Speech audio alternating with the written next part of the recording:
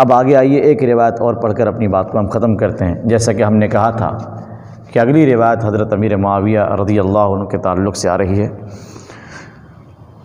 روایت ملاحظہ ہو، روایت یہ کافی لمبی ہے، تو میں پہلے آپ کو حوالہ بتا دوں۔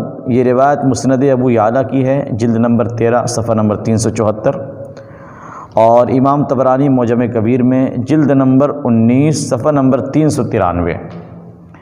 میں روایت کو پڑھتا جاتا ہوں اور ترجمہ ساتھ ساتھ کرتا جاتا ہوں۔ عن معاویۃ بن ابی سفیان رضی اللہ تعالی عنہ انہ صعد المنبر یوم الجمعہ۔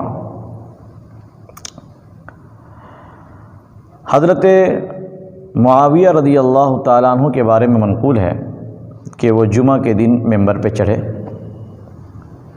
فقال عند خطبتہ، تو اپنے خطبے میں انہوں نے یہ کہا، جب خطبہ دے رہے تھے، خطبہ دینے کے لیے کھڑے ہوئے جب، تو انہوں نے اس وقت یہ کہا، انما المال مالنا والفیء فیؤنا، مال ہمارا مال ہے، فے ہماری فے ہے۔ فے کہتے ہیں اصل میں نا اس مال کو جو بغیر جہاد کے آ گیا ہو، مثلا جزیہ کا مال ہے، اس طریقے سے خراج کا مال ہے، اور اسی طریقے سے وہ کافر حکومتیں جو سرنڈر ہو گئی ہو اسلامی حکومت کے سامنے اور اپنی طرف سے انہوں نے کچھ پیش کر دیا ہو، یا جہاد میں نکلے مگر لڑائی کی نوبت نہیں آئی اور وہ ساری چیزیں ہاتھ آ گئی ہو، اس طرح کے مال کو جو ہے نا مال فے کہا جاتا ہے۔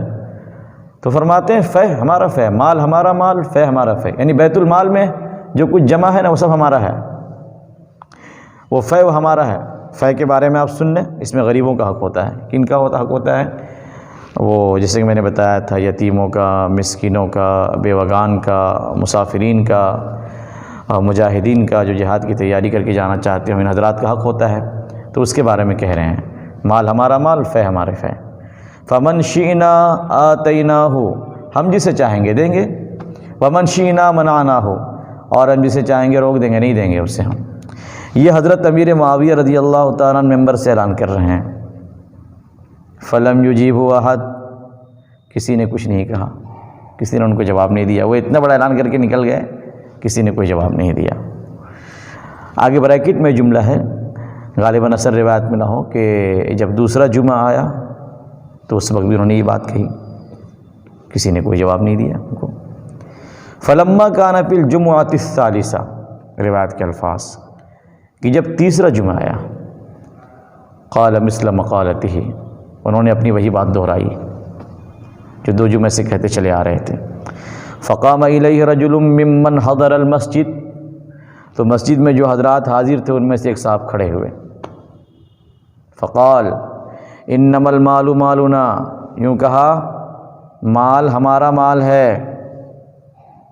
والفیء فیؤنا، فے ہماری فے ہے، مال فے وہ بھی ہماری ہے، یعنی ہم سب کا حق ہے اس میں، وہ سرکاری چیز ہے وہ۔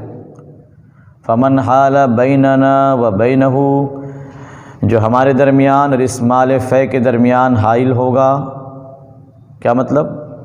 جو اس کو اپنا بنانے کی کوشش کرے گا کہ ہماری چیز ہے، ہماری ذاتی چیز ہے، حاکمناہ الی اللہ باسیافنا، تو اس کا فیصلہ ہم اللہ کے پاس اپنی تلوار سے لے جائیں گے، فیصلہ لے جائیں گے اللہ کے پاس، مگر تلوار کے ذریعے کام ہوگا، گردن اڑا دیں گے اس کی ہم۔ فنزل معاویہ رضی اللہ تعالیٰ عنہ، حضرت امیر معاویہ ممبر سے اترے، جمعہ کی نماز انہوں نے پڑھائی، جب اپنے حجرہ شریفہ میں گئے کہا اس آدمی کو بلاؤ، جس نے مجھے ٹوکا تھا اسے بلاؤ۔ فارسل الی الرجل، اس آدمی کے پاس پیغام بھیجا، بلا کے لاؤ۔ فادخلہ، اسے جو ہے حضرت امیر معاویہ رضی اللہ تعالیٰ عنہ نے اندر بلوایا۔ فقال القوم ہلک الرجل، لوگ کہنے لگے یہ تو کام سے گیا، اتنی جرت اس نے کر دی کہ تلوار کی بات، تلوار سے کام تمام کر دیں گے، یہ تو گیا کام سے۔ تھوڑی دیر کے بعد جب لوگ اندر گئے، ثم دخل الناس، پھر کچھ لوگ تھوڑی دیر کے بعد اندر حجرے میں گئے، کیا دیکھا؟ فوجدوا الرجل معه على السرير، تو انہوں نے اس آدمی کو حضرت امیر معاویہ کے ساتھ چارپائی پہ بیٹھا ہوا پایا، ان کے تخت پہ بیٹھا ہوا پایا، جہاں وہ بیٹھے تھے انہیں بٹھا رکھا تھا۔ فقال معاویہ رضی اللہ تعالیٰ عنہ للناس، حضرت معاویہ نے لوگوں سے کہا، ان ھذا احیانی احیاہ اللہ، اس نے مجھے زندہ رکھا، اللہ اسے زندہ رکھے۔ یہ لفظی ترجمہ ہے، مطلب اس نے مجھے موت سے بچا لیا، اللہ تعالیٰ اسے بہترین زندگی عطا فرمائے۔ کیسے بچایا؟ موت سے۔ موت کا مطلب ہلاکت، اس نے مجھے ہلاکت سے بچایا۔ اس کی وضاحت سنیں۔ حضرت امیر معاویہ فرماتے ہیں، سمعت رسول اللہ صلی اللہ علیہ وسلم یقول، میں نے آپ صلی اللہ علیہ وسلم کو یہ فرماتے ہوئے سنا ہے، سیکون بعدی امراء، ان قریب میرے بعد کچھ مسلمانوں کے حاکم، کچھ بادشاہ ہوں گے، یقولون، وہ کوئی بات کہیں گے، یعنی کوئی غلط بات وہ کہیں گے، ولا یرد علیہم، لیکن ان کو جواب نہیں دیا جائے گا، یعنی کوئی جواب دینے کی ہمت ہی نہیں کرے گا۔ وہ غلط بات کہیں گے، پورے مجمع میں کسی کو ہمت نہ ہوگی کہ ان کی غلط بات کا جواب دے، ان کو ٹوکے۔ آپ فرماتے ہیں، یتقاحمون فی النار، وہ جہنم میں ایسے گھسیں گے، کما تتقاحم القردۃ، جیسا کہ بندر جو ہے نا کسی جگہ پہ گھستے ہیں ایک دوسرے کو دھکا مار کر، اس طریقے سے یہ مسلمانوں کے یہ بادشاہ، یہ حاکم، جنہوں نے اپنا اتنا دبدبہ لوگوں پہ بٹھا دیا ہوگا کہ غلط بات کہہ رہے ہیں، کوئی ٹوکنے والا نہیں ہے، تو اس طرح کے حاکم اور بادشاہ یوں جہنم میں ایک دوسرے کو دھکے مار کر گھستے چلے جائیں گے۔ فرماتے ہیں، وَإِنِّي تَكَلَّمْتُ أَوَّلَ جُمُعَةٍ فَلَمْ يَرُدَّ عَلَيَّ أَحَدٌ، میں نے پہلے جمعہ میں جب یہ بات رکھی، مجھے کسی نے جواب نہ دیا، فَخَشِيتُ أَنْ أَكُونَ مِنْهُمْ، مجھے ڈر ہوا کہ میں بھی انہی بادشاہوں میں شامل نہ ہو جاؤں۔ ثُمَّ تَكَلَّمْتُ فِي الْجُمْعَةِ الثَّانِيَةِ، پھر دوسرے جمعہ میں نے وہی بات کہی، فَلَمْ يَرُدَّ عَلَيَّ أَحَدٌ، کسی نے مجھے کوئی جواب نہ دیا، فَقُلْتُ فِي نَفْسِي إِنِّي مِنَ الْقَوْمِ، میں نے دل میں کہا کہ میرا تو ان سے ہونا طے ہے، میرا انہی بادشاہوں میں سے ہونا بالکل طے ہے، انی من القوم۔ ثم تکلمت فی الجمعۃ الثالثہ، پھر میں نے تیسرے ہفتے میں یہ بات کہی، فقام ھذا الرجل، تو یہ آدمی کھڑا ہوا، فرد علیہ، اس نے مجھے جواب دیا، اس نے مجھے ٹوکا، فاحیانی، اس نے مجھے ہلاکت و موت سے بچا لیا، فاحیا اللہ، اللہ تعالیٰ اسے جیتا رکھے۔ آپ دیکھ رہے ہیں حضرت امیر معاویہ رضی اللہ تعالیٰ عنہ کا خوف خدا کیا ہے۔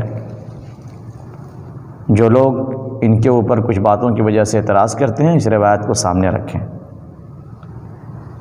فرض کر لیجئے کہ حضرت امیر معاویہ رضی اللہ تعالیٰ عنہ کو مسلسل کئی جمعہ تک اگر کوئی جواب دینے والا نہ ملتا تو آپ کیا سمجھتے ہیں؟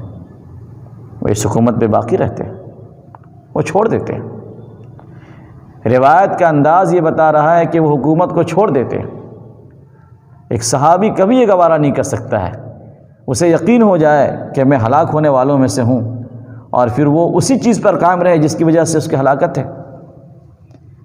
جب 2 جمعہ تک انہوں نے محسوس کر لیا کہ شاید میں انہی میں سے ہوں، پہلے جمعہ کو شک ہوا، دوسرے جمعہ میں کچھ یقین آیا، اور تیسرے میں اگر یہ بندہ خاموش رہتا جس نے ٹوکا تھا تو غالباً امیر معاویہ کو یقین آ جاتا، اور میں کہتا ہوں اس نے ظن کے بنا پر ہر مسلمان کو کہنا چاہیے کہ آپ اس حکومت کو چھوڑ دیتے۔